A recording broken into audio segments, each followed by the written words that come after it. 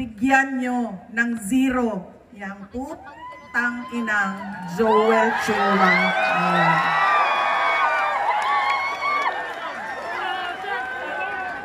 Hindi, para kay Joel Chua ito, antay ka.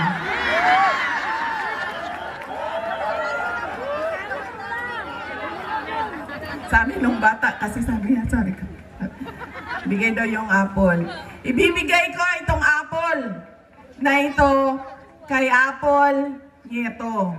Ma'am, saksak mo ito sa bibig ni Apple Chua hanggang sa kanyang lalamunan, hanggang siya ay mamatay. Ang apple na yan, ibigay mo kay Snow White Joel Chua. Mga maranaw dyan sa likod kanina, kayo na bahala kay Tore.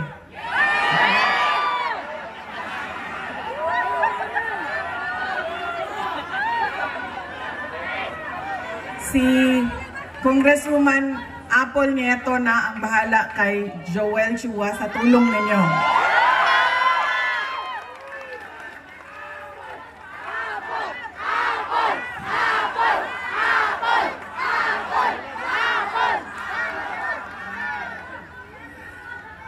Noong ako ay bumabiyahe galing Cebu City papuntang Negros, nag-barge ako, tumawag sa akin si Pangulong Rodrigo Duterte. Sabi niya sa akin, diretsuhin mo na ang mga kababayan natin, diretsuhan na og hangyo ang ato ang mga kaigsuunan, na diretso ang boto ninyo para sa 10 senador ng mga Duterte.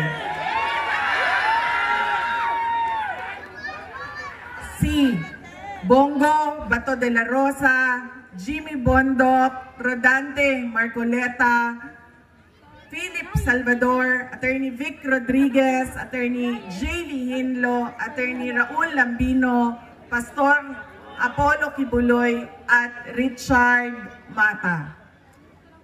Bakit kailangan diretso ang boto natin? Bakit kailangan tinatawag na block voting o straight vote ang gagawin natin?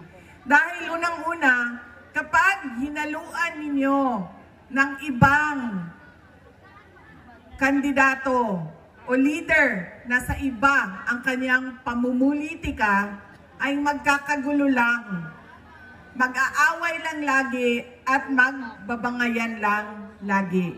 Pangalawa, kapag mataas ang boto at malayo ang agwat ng mga boto, ay mahirap siya habulin sa dayaan sa makina. Kaya dapat malaki at marami, katulad ng block voting, ang kinakailangan. At pangatlo, kailangan nagkakaintindihan yung mga leader kung saan ba talaga papunta ang ating bayan. Dahil yung 10 senador ng Duterte, naiintindihan nila na kailangan natin ituloy ang nasimulan ni Pangulong Duterte sa tunay na pagbabago. Noong kami ay tumatakbo noong taong 2022, ang plataforma namin ay continuity o pagpapatuloy at unity o pagkakaisa. Hindi natin nakikita yon ngayon. Wala tayong nakikitang pag-usad papunta sa kaunlaran ang ating bayan. Ang naririnig lang natin ay bagong Pilipinas, pero wala namang nagbago sa ating bayan. Kundi, lalo pa tayong nagugutom. Ang daming mga pamilya nagutom. Tumataas ang kahirapan at sobrang dami ng ating mga kababayan ang nakikipagsapalaran sa ibang bansa kahit illegal ang paglabas nila sa ating bansa at illegal ang pagpasok nila sa ibang bansa para lang maghanap buhay sa kanilang pamilya dahil walang oportunidad ng trabaho at negosyo dito sa ating bayan. Para bang wala ng magandang kinabukasan dito sa ating bayan. Kaya wala tayong nakikita na bagong Pilipinas dahil nagkamali. Pasaylo ako ninyo ha, ako bitaw ang hinungdan ato. Pero kung man naman kong pangayong pasaylo. Nagkamali tayo ng pili dahil yung ugali nga natin sa pagboboto ay hindi natin binago. Kaya kailangan natin baguhin ang ating pagboto. Idiretso na natin ang 10 senador. Tulad din ng dito sa syudad ng Maynila. Kung sino yung mga kasama ng ating Mayor Isko Moreno Dumagoso, yun na rin ang piliin ninyo diretso.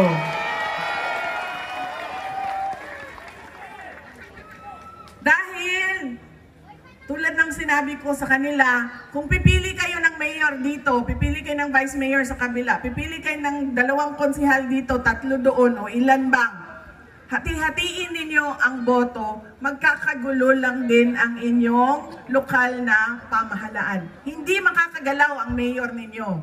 Hindi din makakagalaw ang vice mayor ninyo. Kaya kung pumili na kayo na kay Mayor Isko Moreno kayo, lahat ng kasama niya, kasama na ang ating Congresswoman Apple Nieto, ay iboto na ninyo.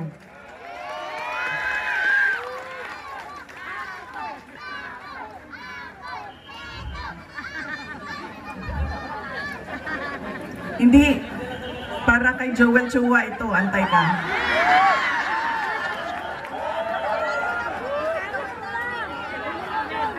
Sabi nung bata, kasi sabi ko, bigay daw yung apple.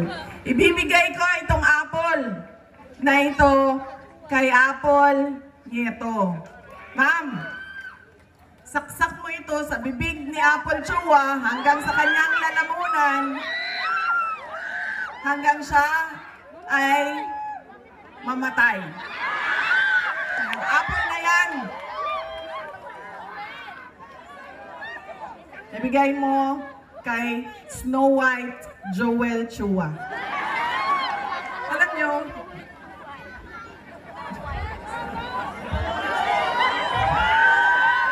diba si Snow White kumain ng apple, tapos nabilaukan.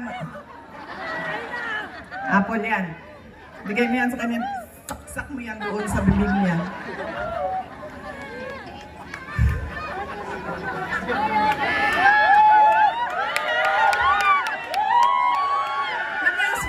Ba? Siya ba may-ari ng Ingbitin? Ha? Hindi, hindi. Yung may-ari ng Ingbitin. Kasi alam nyo, dala-dala niya yan lagi, yung hupya na yan doon sa House of Representatives. Tapos pinamimigay niya sa mga tao. Pag may hearing, pinamimigay niya. Nung pumunta ako doon sa hearing nila, nakaupo ako doon, tikita ko iba't ibang kulay ng NBT. Pagdating sa akin, hindi ako binigyan ng hupya. Diba?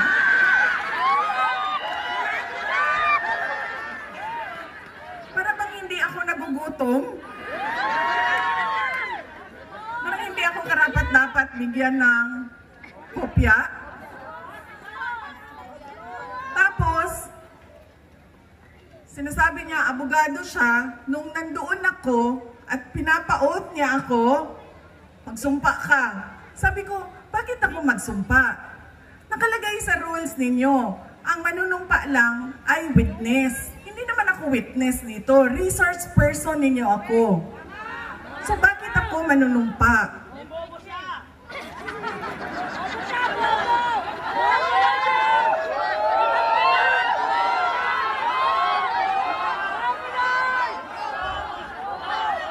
Huwag ka mag-alala. Yang apple na hawak ni Apple ang solusyon.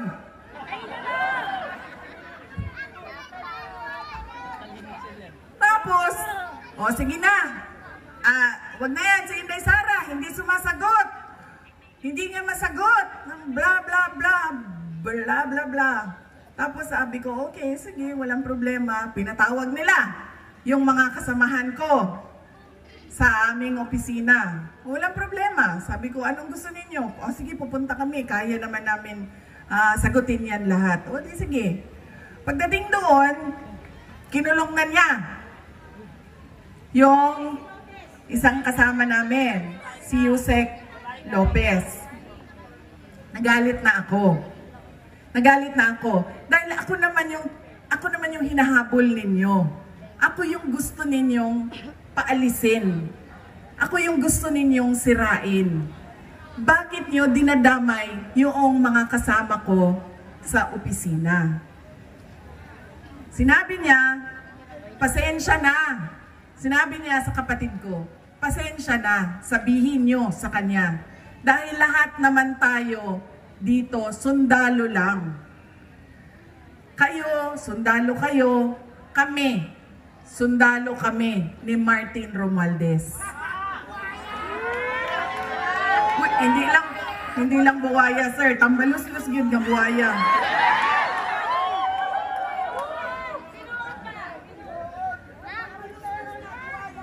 Sinagot siya ng kapatid ko, sundalo tayong lahat.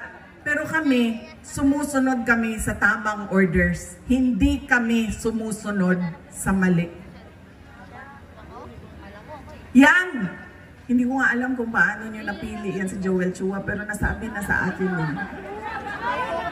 Yan ang karakas ng inyong congressman. Ganyan ang pag-uugali ng inyong congressman. Hindi namimigay ng hopya. At sundalo daw siya. Hindi ko lang alam kung kaya niya yung hirap ng pagiging sundalo daw siya. Pero hindi naman niya sinusunod yung tama. Ang sinusunod niya ay yung mali. Sundalo siya ng kabanang bayan.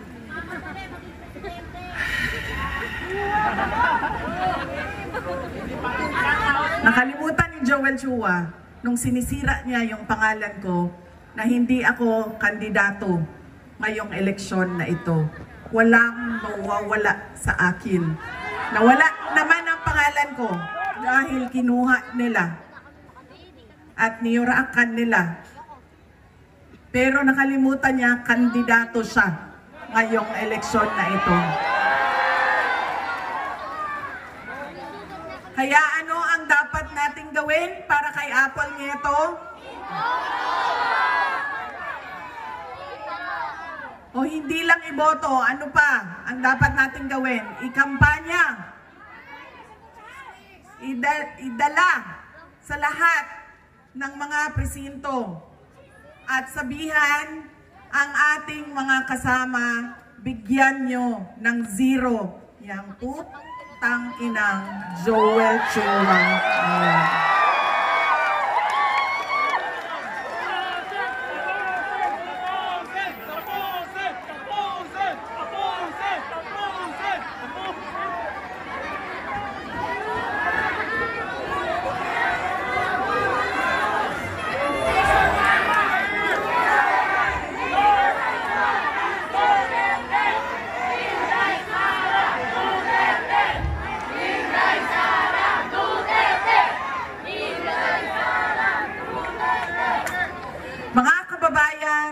Ang lahat ng ginagawa natin ay para sa Diyos, sa bayan, at sa bawat pamilyang Pilipino.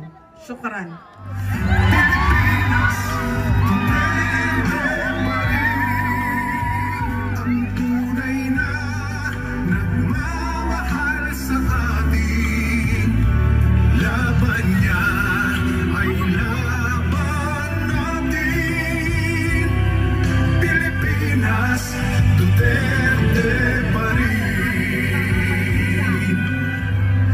Pilipinas, Duterte pa rin.